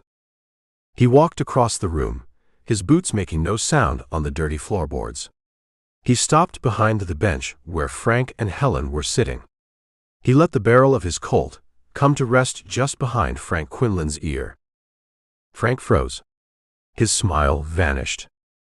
"It's past Helen's bedtime, Quinlan," Rip said, his voice a low, deadly whisper that only Frank could hear. "She's going home." Frank started to turn his head. Rip pressed the gun barrel harder against his skull. "Don't," Rip said. "That fancy tally book of yours. The one you lost at the fire you set. It helped me find you. I've already scratched Helen's name out, but I'm keeping the book. Evidence. You make a sound, you call for help. You even breathe too hard, and I'll kill you right here." He reached around with his left hand, the broken one, ignoring the sharp stab of pain, and lifted Frank's gun from its holster. "Now," he said, "stand up. Slow. We're all going for a little walk. And leave your gun on the bench. You won't be needing it." It was all done so quickly, so quietly, that no one in the room had any idea what was happening. Rip herded Frank Quinlan toward the back door, his gun pressed firmly into the man's spine. Helen, her eyes wide with a mixture of terror and relief, followed them without a word. Outside, in the cool gray light of dawn, Rip shoved Frank toward the brush away from the house. "Now, Helen," he said, his voice gentle, "we'll get you home. I'll pick a gentle pony for you from the hitch rack. It's all right now. Quit your crying." He turned his attention back to Frank, who was starting to get his swagger back, a sneer forming on his lips. "You're a dead man, Campbell," Frank snarled. Rip didn't answer. He holstered his own gun. Then he hit him. Twice. Two hard, brutal rights that landed with a sound like an axe splitting wood. Frank Quinlan's eyes rolled back in his head, and he crumpled to the ground. Rip stood over him for a moment, his chest heaving. Then, using Frank's own belt and neckerchief, he bound and gagged him and dragged him deeper into the brush, leaving him there for his friends to find when they sobered up. He went back for Helen. She was standing where he'd left her, looking small and lost. He found a quiet-looking mare at the hitch rack, saddled her, and helped Helen mount up. She looked down at him, her eyes still swimming with tears. "Thank you," she whispered. "It's all right, Helen," he said. "Let's get you home." Chapter 15. The sun was just clearing the horizon when Rip got back to the hotel. He'd left Helen at the Sharp family's camp in the Box Elder Grove down by the river. She'd been tearful and repentant, and her mother had taken her into her arms without a word of reproach, just a look of fierce, protective love. Rip woke Sleeper, who was still passed out on the cot in the hallway. The little rancher sat up, his eyes bleary, his face a mask of fear and shame. "Helen?" he whispered. "She's all right, Sleeper," Rip said quietly. "She's back with your wife. Now you straighten up and get on down to your camp. Everything is all right. They're waiting for you." Sleeper's jags often ended in tears. He blew his nose on his sleeve and looked up at Rip, his eyes swimming. "Think the missus is all right, Rip?" "Sure. Lope on to camp." "Rip," Sleeper said, his voice thick with emotion, I ain't forgettin' this." Rip watched him shuffle down the hall, a crestfallen, bow-legged little man heading home to face the music. Then he rapped softly on the door to his own room. Jane Hunt opened it. She was already dressed in her gray suit. Morning is a test for any woman, and this girl from near Boston was passing it with honors. "Sleep all right, ma'am?" Rip asked. "Splendid," she lied, though the dark circles under her eyes told a different story. "And you?" "Like a log," he lied right back. They looked at each other for a moment, and then they both laughed, a shared acknowledgement of the absurdity of the situation. "The room," she said, her smile fading a little as she looked at his bruised face, "is yours now. I'm going to have breakfast, then take the stage out to the Sharp Ranch." "You'd better wait till tomorrow," Rip said. "There's nobody home at their place. Everyone's in town for the holiday. I'd be proud to show you around town today, ma'am. Show you how we celebrate Labor Day out here." Inside the room, Rip poured a stiff drink for himself. He needed it. He stood there for a long moment after she'd gone, the silence of the room pressing in on him. He ran cold water in the tub and took a long bath, trying to soak the ache out of his bones. After, he put on his old overalls and a gray flannel shirt. He had the town doctor retape his injured hand, then walked down to the barn to look after his horse. When he got back to the hotel, he met the three Quinlans in the lobby. Frank glared at him, his own face showing the marks of Rip's fists, but he said nothing. Red, however, leered, his face a swollen, discolored mess. "Got $1,000, Red announced to the bartender, though his words were aimed at Rip. "Or 10 times that much. That says Frank wins the ridin', ropin', and doggin' this afternoon. I'd like to cover some of that Teaown money." Rip just looked at him, then walked past without a word. He had bigger problems than Red Quinland's bets. He spent the better part of the morning showing Jane Hunt the town. It felt strange walking beside her, him in his worn work clothes, her in her neat Eastern suit. They watched the horse races and the fat men's race. They ate peanuts and popcorn balls, and drank lemonade that was more sugar than lemon. He found himself talking, telling her about the country, about the different brands, about his father. And she listened, her hazel eyes watching him with an intelligent curiosity that was both unsettling and strangely pleasant. He turned her over to Ma Sharp at their camp for lunch. The whole family was there. Sleeper looked subdued, Helen was quiet, but Ma Sharp was in her element, fussing over Jane, pressing a plate of cold fried chicken into her hands. Jane seemed to be taking an instant liking to the boisterous, good-hearted family. Rip slipped Sleeper a small bottle he'd bought at the saloon. "Hair of the dog that bit you, Sleeper," he said quietly. "But hit or easy today." He drove back to town in a livery rig he'd hired. A group of cowboys were loafing around the corrals behind the hotel, swapping yarns and trying to stir up some action. A few Q cowboys were squatted on their heels in the shade, trying to make bets on Frank Quinlan. "Sorry, I can't call that money," Rip said to them as he walked past. "A man can't bet what he hasn't got." "You ain't the only man in that fix," one of the other ranchers said with a grim smile. "Wish I had a few dollars to bet on you, Campbell." The tension in town was a palpable thing. The Quinlans kept together, always flanked by their toughest men, their guns worn openly in a swaggering challenge. Trouble was brewing, slow and dark like a thunderhead building in the west. Chapter 16. The rodeo grounds were a swirl of dust and noise under a relentless sun. The grandstand was mostly empty, the paint peeling, but the area around the chutes was packed with cowboys, ranchers, and townspeople, all looking for a distraction from the drought and the hard times. Up in the small judge's stand, the sheriff sat with 2 other local ranchers, their faces grim. Below them, a special box had been built, shaded from the sun and decorated with red, white, and blue bunting. In it sat Luther Freeman, and his guests from the city. They sipped tall iced drinks, the women fanning themselves, the men looking bored and superior. Freeman, in a white linen suit and a straw hat, presided over it all with his crooked, proprietary smile. Boone Beeler saw them as he rode up, leading a string of Teaown horses with the rest of the crew trailing behind him. He spat a stream of tobacco juice into the dust. "Dudes," he muttered. The sheriff saw him and leaned over the railing. "Better get on down out of the stand, Boone," he advised. "Nobody but the judges allowed up here. And don't you get into any trouble." Boone ignored him. He climbed the steps to the stand, his bow legs moving with a stubborn purpose. He looked the sheriff dead in the eye. "I bet the last dollar the Teaown had in the bank," Boone said, his voice a low growl. "Bet it that Rip would win the ridin', ropin', and doggin'. The old man sent me in to back him, and here I am." He jabbed a finger toward the Q cowboys swaggering near the chutes.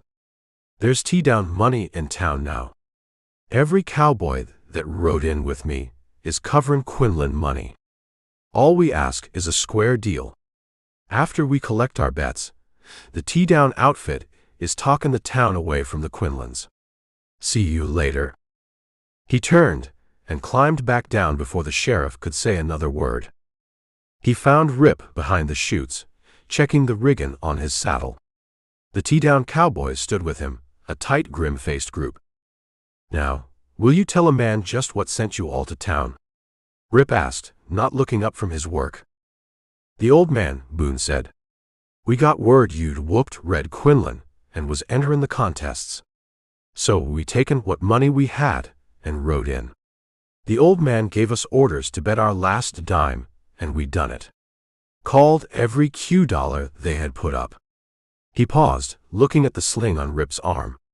"And when I heard you busted a hand, I don't mind sayin', I said a fond farewell to our dinero." Rip looked up, a faint, humorless grin on his face. "Don't count it out yet, Boone." The air was thick with tension. The Q outfit, led by a boisterous, half-drunk Red Quinlan, moved through the crowd with a defiant swagger. Frank Quinlan was over by the corrals, doing rope-spinning tricks for a group of impressed town girls, looking handsome and dangerous in his fancy tailor-made cowboy gear. Red spotted Rip and Boone, and swaggered over, a bottle of whiskey in his hand. "Well, if it ain't the Teaown reps," he boomed, his battered face split by a wide grin. "Step down, gents, and join the crowd. Plenty to eat and drink." "We didn't come here to eat and drink, Red," Rip said, his voice quiet. "I came because I got Frank's note saying he knew I didn't have the guts to come here and contest." He gestured with his chin toward the outlaw horse he'd led into town, a big, mean-looking black named Pancho Villa. "I got a horse here for Frank to tackle, and I got $1,000 that says he can't ride him 5 jumps. I'll scratch and fan any horse you want to pick out of your remuda." "And there's another 1,000, Boone put in, his voice like gravel, that talks Teaown language, sayin' Rip rides him straight up with the proper trimmin's." "I'll take both bets," Red said without hesitation. He turned and yelled toward the mayor's box. "Hey there, Luther, come over here. Rip Campbell has come over with some bettin' money. We need a stakeholder." "The stakeholder won't be Freeman," Rip said grimly. "I'd sooner trust a sheep thief." He saw the sheriff walking toward them, his face set and worried. "Yonder comes a man that'll do." He hailed the big peace officer. "You got here just in time to hold stakes, Sheriff. Frank Quinlan and I are contestin'. We need a judge and timekeeper that's honest." "I'm here on business, Rip," the sheriff said, his eyes scanning the crowd. "But the business can wait for a while." Frank Quinlan rode up then, his fancy pinto dancing nervously. He looked at the sheriff, then sneered at Rip. "Brought protection, Campbell?" "Ask the sheriff if I called on him," Rip said, his voice flat. "I brought over a rockin' horse for you to try out. I'm ridin' any horse you give me. After that I'll rope with you, and dog with you for love, money, or marbles." Let's get going." The crowd pushed in closer, forming a wide circle around the bucking chutes. The air crackled. This wasn't just a rodeo contest anymore. It was a showdown. The whole county knew it. The Teaown against the Quinlans. The old ways against the new money. And it was all about to come to a head, right here in the dust and the sun. Chapter 17. The two bucking chutes stood side by side, gates closed, holding back a storm of coiled muscle and bad temper. The crowd pressed in, a silent, dusty ring of anticipation. The playful atmosphere of the earlier races was gone, replaced by something sharp and dangerous. This wasn't for sport. This was for blood. In chute number 1, Frank Quinlan settled himself onto the back of Pancho Villa. The big black outlaw horse was a picture of coiled fury, his eyes rolling, muscles trembling under his dark hide. Frank, for all his swagger, looked a little pale. He adjusted his hat, cinched his glove tight, and gave a nod to the gateman. In chute number 2, Rip lowered himself onto the back of a big sunburned sorrel the Quinlans had picked for him. The horse stood quiet, too quiet, which was the first thing that set Rip's teeth on edge. An honest bucking horse will usually let you know what he's thinking. This one just stood there, conserving his energy, a stillness that felt more dangerous than any kicking or squealing. The chute boss raised his hand. "You both ready?" Frank Quinlan gave a tight nod. Rip did the same, his broken hand screaming in protest as he took his grip on the bucking rein. "Let him out," the chute boss yelled. The gates flew open. Pancho Villa exploded into the arena, a black thunderbolt of pure rage. He went straight up, all 4 feet leaving the ground, and came down with a jarring crash that would have loosened a normal man's teeth. On the second jump, he swapped ends, a vicious twisting move that sent Frank Quinlan flying. Frank didn't even have time to yell. He hit the dirt hard, losing his fancy hat, and rolled away as the big black horse kicked at the air where his head had just been. 3 jumps. Frank hadn't even made it 5. A low groan went through the Teaown cowboys. A roar of laughter and derision went up from the Q outfit. Boonbeeler spat on the ground, but a small grim smile touched his lips. The first bet was won. But Rip had other problems. The big sorrel he was on came out of the chute, not with a wild explosion, but with a low, powerful sunfishing leap, twisting his body in the air so his belly was facing the sun. Rip met the jump, his spurs in the horse's shoulders, his body moving in rhythm with the animal's violent grace. He was still on him, still scratching, still fanning with his hat as the rules required. But he knew. The first jump, the way the horse felt under him, the peculiar limber-legged way it moved, he knew this horse. He'd seen him before, years ago, at a rodeo up near Miles City. A horse that had killed 1 rider and put 2 more in the hospital. A horse that was barred from all sanctioned contests in the state of Montana. His name was Flapjack. And his trick was simple. He didn't just buck. He fell. He would go into a series of powerful, disorienting jumps, and then, without warning, his legs would seem to give way, and he would pile up, crashing to the ground in a kicking, striking heap, aiming to crush the man on his back. Rip was riding a killer. This was the Quinlan's answer to his challenge. They hadn't just given him a tough horse. They had tried to murder him in front of the whole town. He rode loose as he dared. If you loosened up too much, the horse would throw you. If you stayed cinched down tight, you'd get caught when he went over. He could feel the raw power of the animal between his legs, a deceptive, flowing rhythm that was designed to lull a rider into a false sense of security. He felt it coming. A subtle shift in the horse's balance, a change in the rhythm of the bucking. He was getting ready to go down. Rip had a split second to make a decision. He could try to bail out, jump clear. But the horse was smart. He'd wait for that, and then roll on him. His only chance was to ride the wreck, to go down with the ship and hope he could scramble clear before the horse's weight crushed him. He jerked his feet from the stirrups. The world turned upside down. The big sorrel folded in midair, its legs giving way as if they were made of string. There was a swirl of dust, the roar of the crowd turning into a distant, meaningless sound. Rip threw himself sideways away from the falling horse, his broken hand screaming as he hit the ground. Then the world went black. Chapter 18. The first thing Rip was aware of was the smell of dust and horse sweat. The second was a cool cloth on his forehead. He blinked, his eyes open. The world was a blurry, tilted mess. A face swam into focus above him, pale and worried. Jane Hunt. "Does it hurt terribly, Rip?" she asked, her voice sounding far away. He tried to grin, but his face felt like it belonged to someone else. "Not when you're around, ma'am."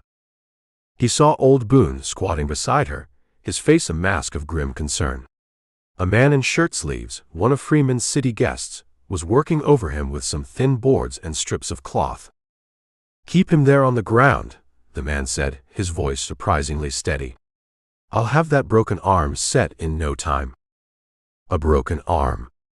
On top of the broken hand. For Rip, the contest was over. He lay back, the dust gritty under his head, and let the doctor work.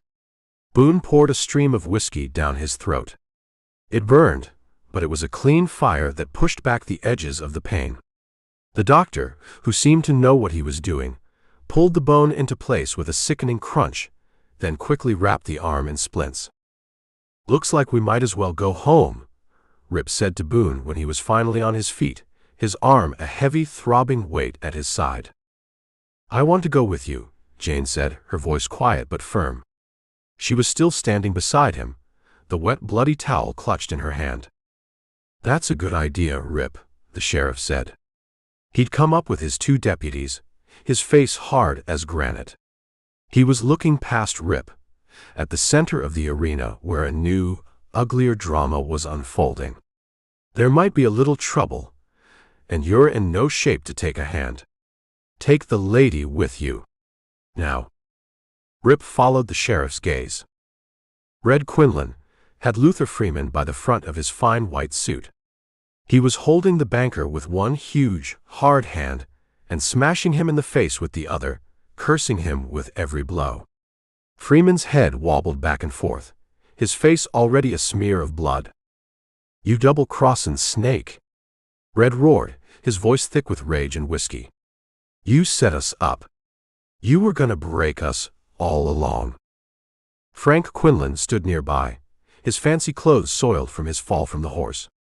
There was a terrible, ecstatic grin on his bruised face as he watched his brother beat the banker senseless. He held his pearl-handled .45, using it to hold off the stunned crowd. "Get back, everybody, or I'll commence shootin'," he snarled. "Red is killin' a double-crossin' snake, and you're all going to watch him do it." He swept the gun over the faces of Freeman's horrified city guests.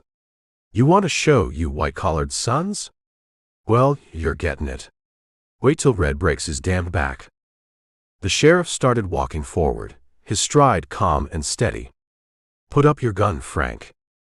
Frank's gun roared. The sheriff spun halfway around, a look of surprise on his face, his hand clutching his right shoulder. Frank was shooting now at the two deputies, who dove for cover and returned fire, their shots kicking up dust around the bucking chutes where Frank had taken shelter. In his red rage, the fury of a man gone mad with the lust to kill, Frank Quinlan crouched there behind the heavy planks of the chute. He hadn't seen Rip and Jane, who were not 10 feet behind him. At the sheriff's warning, Rip had reacted without thinking, grabbing the girl and dragging her down behind the heavy timbers of the adjacent chute. He made her lie prone in the dust, shielding her with his own body as bullets splintered the wood above their heads. He had his own gun in his good hand. He looked at Jane. Her face was chalk white, her eyes wide with terror, but she wasn't screaming. She was just watching him. He looked at Frank Quinlan, who was reloading, his back to them. He saw the wounded sheriff, trying to get to his feet. He saw Boone and the Teaown boys, pinned down by the gunfire. He knew what he had to do. He leapt from behind the chute. Chapter 19. He leapt from behind the chute, a blur of motion.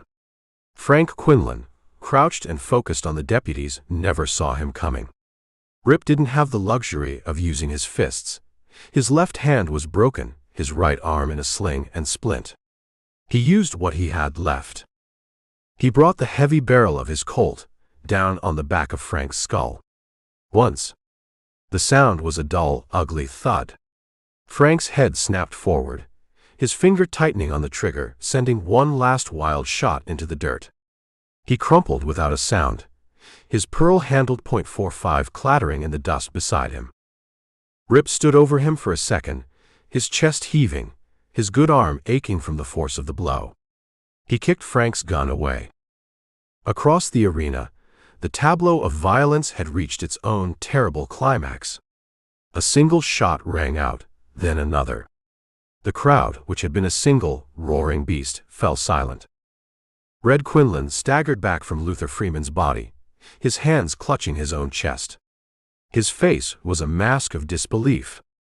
He looked down at the two dark, spreading stains on his shirt, then back at the banker who lay at his feet.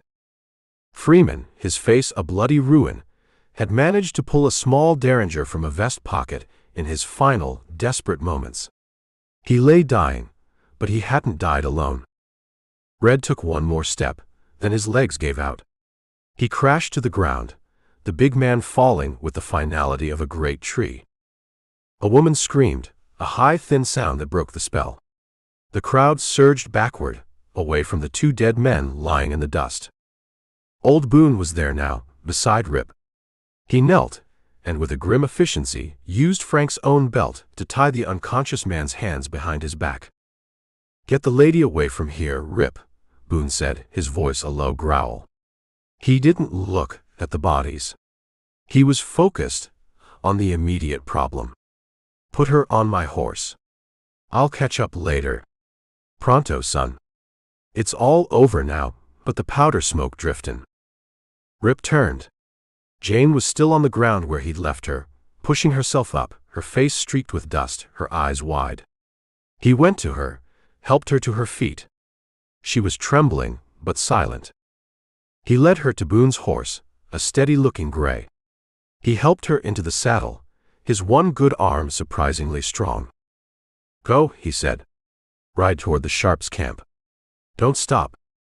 She looked down at him, at his battered face, his broken arm, the gun still in his hand.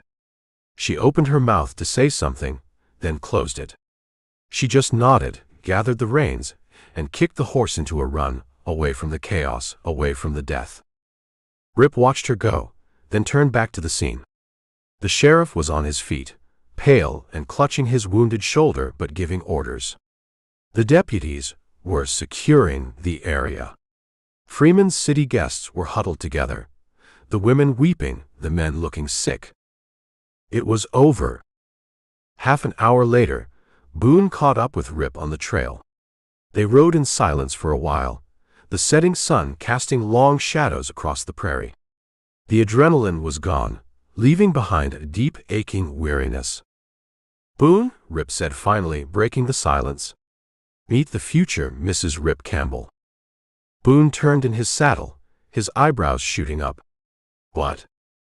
"She just promised to marry me," Rip said, a faint, tired grin on his face. "Back there, behind the chutes. Before all hell broke loose. Figured a tenderfoot girl like her needs a husband to look after her out here." Boone stared at him for a long moment. Then he let out a short, barking laugh.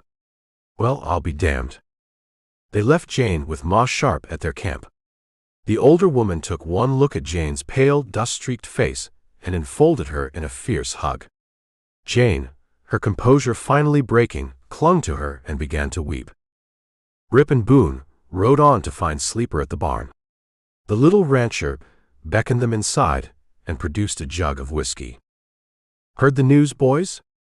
Sleeper asked, his eyes wide. My oldest Helen, run off this morning and got married to the Teaown Swede. He's a good, steady man for her, young and strong, and saves his money. What's new with you, gents? Red Quinlan killed Luther Freeman, Boone said, taking the jug from Sleeper. But Freeman, dyin', shot Red twice and killed him. Frank'll hang for shootin' the sheriff. It was dusk when they finally reached the Teaown ranch. The old man was sitting in his wheelchair on the veranda, a carbine resting across his lap. There was a strange, tiny smile on his leathery face. What is it? Boone asked, reading his old friend's expression. What in hell you been up to? Mark Quinlan, the old man said, his voice calm, paid me a visit today. He came a-shootin'. Chapter 20. What is it? Boone asked, his voice a low rasp. He could read every line on his old friend's face, and the tiny calm smile on the old man's lips was more unsettling than any frown. What in hell you been up to? The old man didn't look at them. His gaze was fixed on the darkening horizon, on the place where the sun had bled out, leaving a bruised purple sky. The carbine across his lap looked like a natural extension of his body. Mark Quinlan, the old man said, his voice as calm and steady as a slow-moving river, paid me a visit today. He paused, letting the words settle in the quiet dusk. He came a-shootin'. Rip and Boone exchanged a look. The exhaustion from the long ride, the fight, the chaos of the day, it all vanished, replaced by a sharp, cold dread. He's in the bunkhouse now, the old man went on, his voice never changing its even conversational tone. The Swede and I packed him in there. The Swede took his shoulders. I had his feet. Boone stared, his mouth half open. Jackson, are you saying he's dead? He is, the old man said. He finally turned his head, his deep-set gray eyes finding theirs in the gloom. Before he passed in his checks, though, he told me some things. Things I'd been trying to remember. He patted the arm of his wheelchair.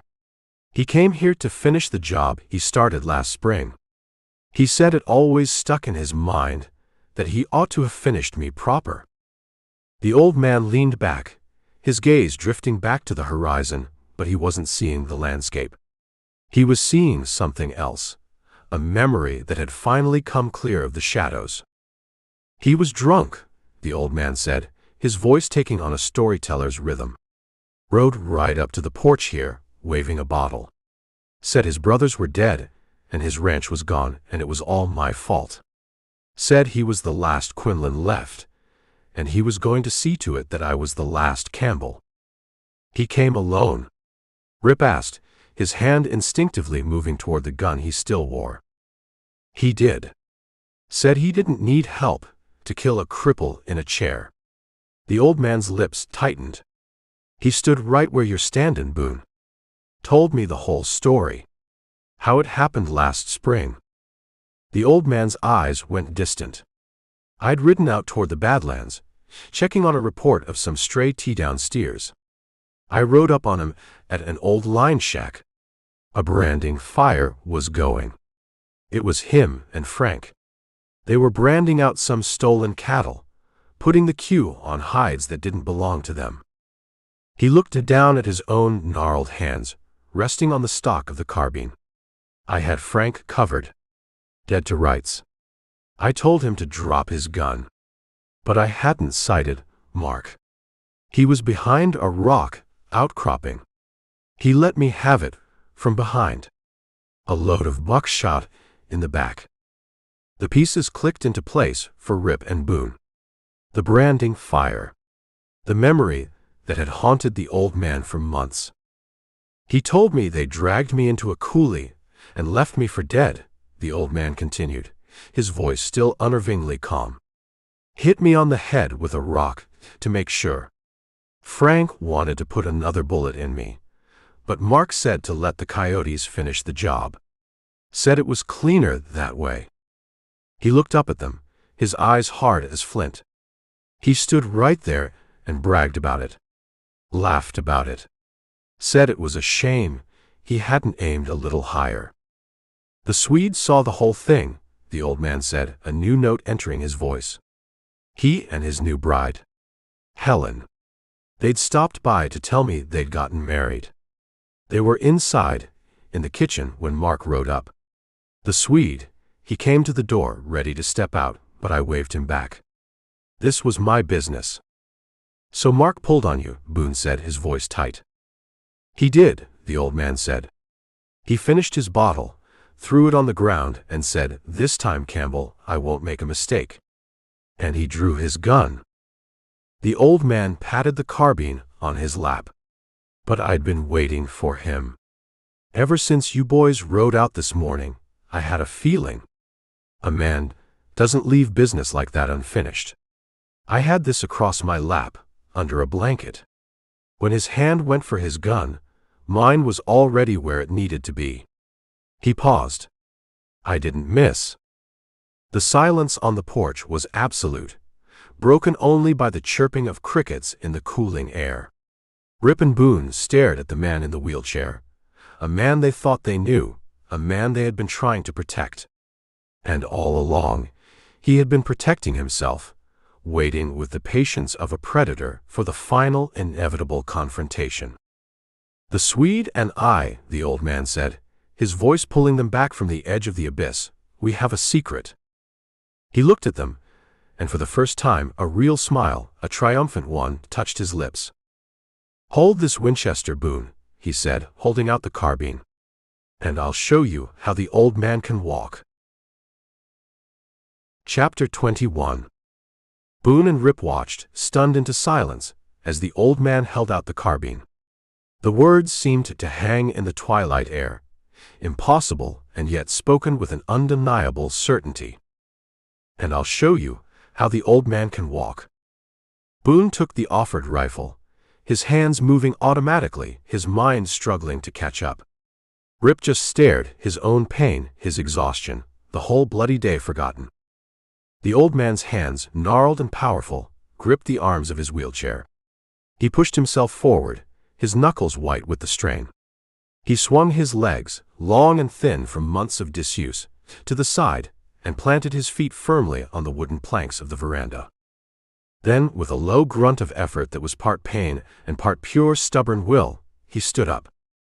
He was unsteady at first, a great weathered pine swaying in a high wind. He stood there for a long moment, finding his balance, his legs trembling under his own weight. Then he took a step, and another. A firm, steady stride that led him away from the wheelchair, away from the months of helplessness, and toward the front door of the house he had built with his own hands. For a moment, neither Rip nor Boone could speak.